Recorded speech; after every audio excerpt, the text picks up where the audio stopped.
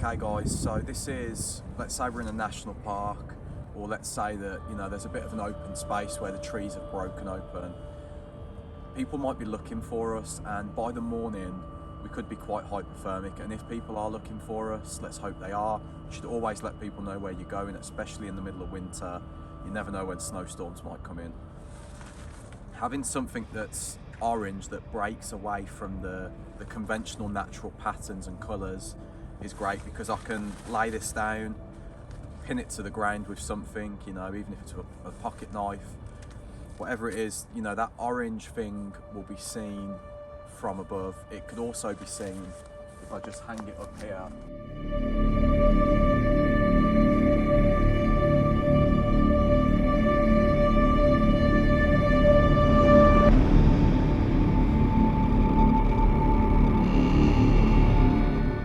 They know that this rain cover belongs to me, at least the closest people to me do.